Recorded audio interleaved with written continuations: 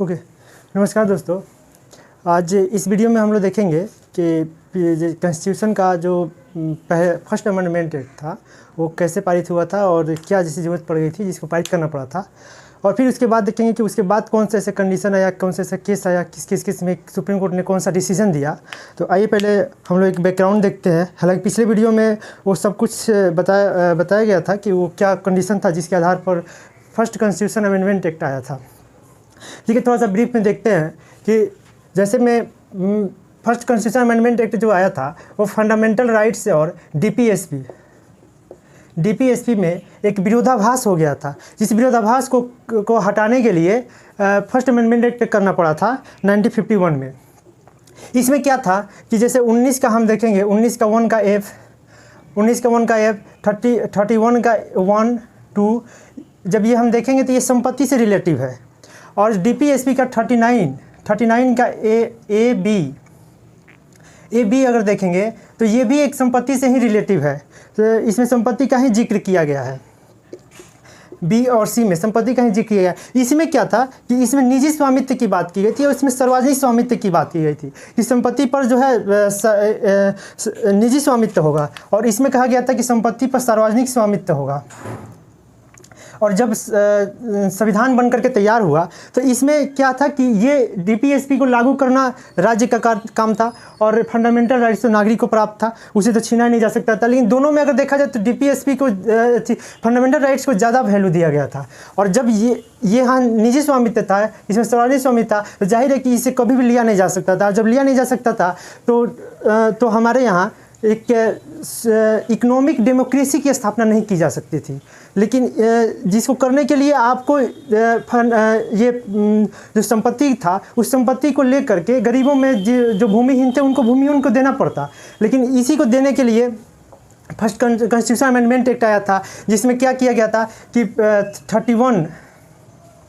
31 का ए और बी जोड़ा गया था। 31 में ए और बी जोड़ा गया था। ए में क्या कहा गया था कि जो लैंड रिफॉर्म से जितने भी मामले होंगे वो राज्य उस पर राज्य कानून बनाएगा और वो जो है संपत्ति के यानी कि 31 के दायरे से और इस दायरे से अलग हो जाएंगे।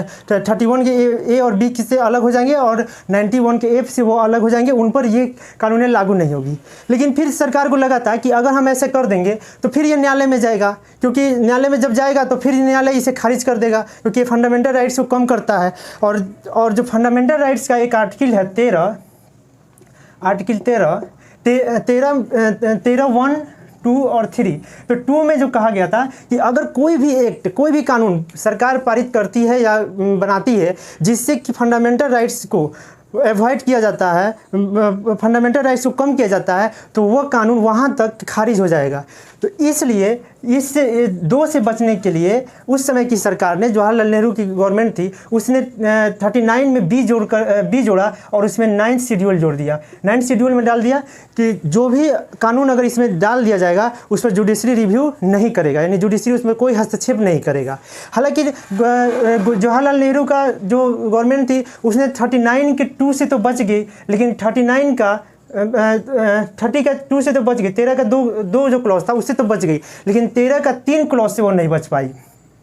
13 के 3 क्लॉज में क्या था कि वो लॉ का डिफिनेशन दिया गया था कि कैसा कानून होगा, और लॉ में दिया गया था कि एक्ट होगा, कोई भी एक्ट अगर पारित करती है, कोई भी एक्ट होगा अगर वो भी करता है फंडामेंटल राइट्स को कम करता है तो वो भी खारिज हो जाएगा। दूसरा था कि ऑर्डिनेंस था, ऑर्डिनेंस अगर कोई गवर्नमेंट पास करती है फंडामेंटल राइट्स को कम करती है तो वो भी खारिज हो जाएगा। और तीसरा में लिखा गया था कि कस्टम था, यानी कोई अगर कस्टम है, जो प्रथा जो पहले से चली आ रही है और उसको अगर सरकार संरक्षण दे रही है, मान्यता दे रही है और वो फंडामेंटल राइट्स को कम कर रही है, तब वो भी तो एक एक्ट हुआ और वो भी लॉ हुआ, और उस लॉ के अनुसार पर वो लॉ जहाँ तक फंडामेंटल राइट्स को अवॉइड करेगा वहाँ तक वो खारिज हो जाएगा। ठीक है, यहाँ तक तो हो गया। अब ये क्या हुआ कि ये मामला जवाहरलाल नेहरू ने तो शट डाउन कर दिया। चंपाकम राय की जो मामला थी वो 15 को लेकर के, एक समानता के अधिकार को लेकर के, उसमें उन्हें 15 में 1 2 3 था, उसमें 4 क्लॉज जोड़ करके SC ST और OBC का अदर बैकवर्ड क्लास का उसमें प्रावधान डाल दिया कि इसके लिए हम कोई भी कानून ला सकते हैं, उस पर अगर हम लाते हैं तो वह समानता के अधिकार का कोई भी समानता का अधिकार का वो विरोध नहीं करेगी। अब यहाँ तक तो हो गया, लेकिन इसके बाद में जो सिचुएशन आया वो कुछ अलग हट करके आया, और उसमें था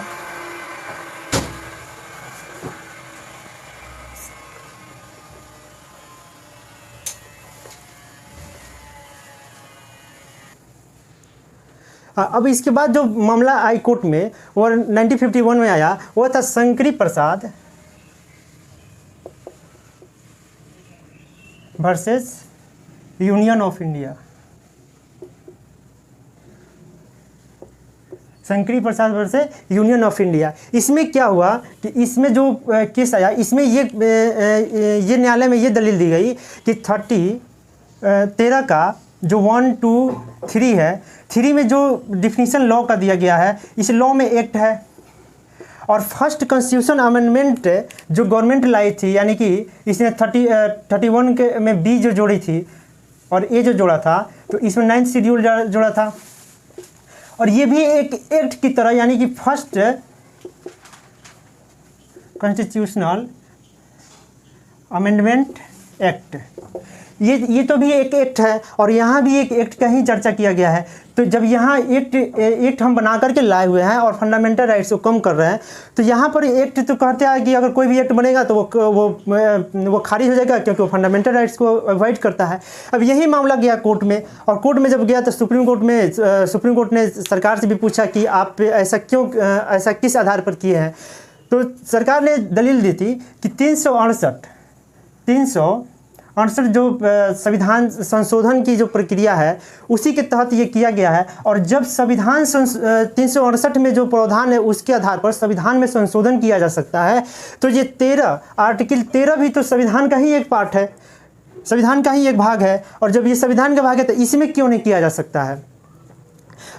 और जब ये इस एक्ट को अगर हम 368 के आधार पर लाए हुए हैं, तो 31 का 1, 2, 3 में भी ये प्रावधान लागू हो जाएगा, और जब ये होगा तो इससे अलग हो जाएगा। जिससे हम बताते हैं कि ये अगर 13 है, यहाँ तक ये अगर 13 है कोई भी लॉ, तो इसके अंदर 368 आ जाएगा। ये दलील दी गई थी, लेकिन इससे कोर्ट ने खारिज कर दिया, और सरकार ने कहा कि नहीं, ये 368 जो है वह 13 के अंदर नहीं है, ये 13 से बाहर है, और 13 से बाहर है, इसलिए ये जो फंडामेंटल राइट्स है इसमें भी चेंजिंग किया जा सकता है, क्योंकि 368 के आधार पर हम कॉन्स्टिट्यूशन में कहीं भी चेंज कर सकते हैं, तो 13 में भी हमने चेंज कर दिया। ये मामला Shankari Prasad versus Union of state का था, जो कि क्लियर हो गया। इसमें सरकार जीत गई, और जो ये शंकरी प्रसाद थे इन्होंने हार गए। फिर अगला जो मामला आया कोर्ट में, वह था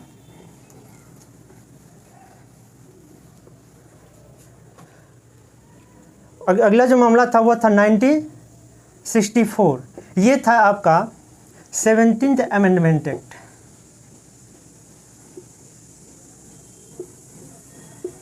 जो 17वां संविधान संशोधन किया गया था, इसी के विरोध में एक बहुत बड़ा मतलब कि कहा जाए तो अशांति फैल गई, क्योंकि इसमें क्या किया गया था कि पंजाब और राजस्थान में एक लैंड रिफॉर्म एक्ट पारित किया गया था। इस लैंड रिफॉर्म एक्ट में और जमींदारों की जो भूमि थी उसको लेने का और आसान तरीका बना दिया गया था, और बनाने के बाद इसको फिर 9th शेड्यूल में जोड़ दिया गया। अब जब ये 9th शेड्यूल में डाल दिया गया तो फिर इसमें जुडिशरी रिव्यू नहीं हो सकती थी, और फिर इसे क्या किया गया था, इसी के विरोध में एक सज्जन सिंह का मामला गया था कोर्ट में 1965 में। सज्जन सिंह का एक मामला कोर्ट में गया था, लेकिन उससे भी न्यायालय ने खारिज कर दिया, और न्यायालय ने कहा कि 13 जो है वो अलग है और 368 पर ये अप्लाई नहीं होगा। फिर इसने खारिज कर दिया, और जब ये खारिज कर दिया तो फिर ये लैंड रिफॉर्म की एक अनाधूर्ण रूप से चलती रही, और जो भी जमींदारी थी उनकी भूमि को लेकर के गरीबों में दिया जाने लगा। लेकिन फिर एक और फिर मामला आया,